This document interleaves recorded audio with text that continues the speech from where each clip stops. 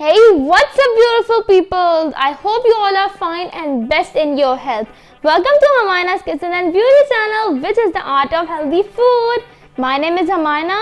So guys, आज मैं आप लोगों के लिए फिर से बहुत ही इंटरेस्टिंग टॉपिक लाई हूँ।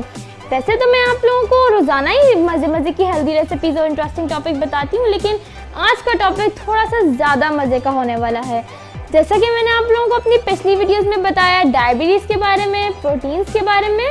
सो आज हम आपके साथ डिस्कस करूंगी मैं cholesterol. What is cholesterol? Cholesterol क्या है?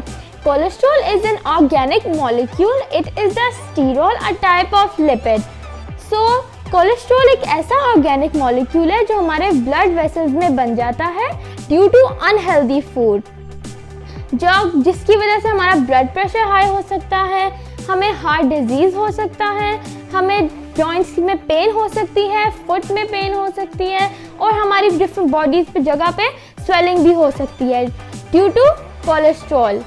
हमारे पिंपल्स भी बन सकते हैं फेस पे।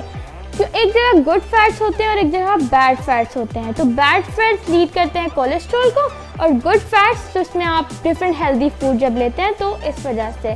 सो नाउ आई टेल यू कि कोलेस्ट्रॉल हमारी बॉडी में क्या रोल प्ले करता है। Cholesterol it is a building block for human tissue. Second, it serves a bile production in a liver. So ये थे इसके टू मेन पर्पस जो ये हमारी बॉडी में रोल प्ले करता है। ये नेगेटिव रोल भी प्ले करता है और पॉजिटिव भी। सो अगर हम एक हेल्दी फूड का, चाहे वो कोई भी आप ले लें, एग ले लें, अगर हम एग को लिमिट से ज़्यादा इस्तेमाल करेंगे तो जो कोलेस्ट्रॉल या कोई भी ऐसी चीज़ को हम लिमिट से ज़्यादा यूज़ करेंगे तो वो जो कोलेस्ट्रॉल है वो नेगेटिव रोल भी प्ले कर सकता है। सो हम नहीं चाहते कि हम कोलेस्ट्रॉल नेगेटिव रोल प्ले करें और हम अनहेल्दी हो जाएं। सो हेल्दी रहने के लिए आपको मेरी हेल्दी रेसिपीज़ और कीटो रेसिपीज़ को देखना ज़रूरी है और मेरी वीडियोस को लाइक करना भी ज़रूरी है। सो चलिए मैं आपको बताती हूँ कि कौन सा ऐसा फूड है जो हमें लेना चाहिए और कोलेस्ट्रॉल में ज़्यादा होता है, कोलेस्ट्रॉल में कम होता है। सबसे पहले egg, meat and all dairy production. ये सारे कोलेस्ट्रॉल में रिच तो होते हैं, हेल्दी भी होते हैं, लेकिन आप लोग सोच रहे होंगे कि ये क्यों, तो हमने क्यों इनका नाम लिया? इसलिए कि एग्स में हम प्रोटीन होते हैं, हमें उसका यूज़ करना चाहिए लेकिन लिमिट में।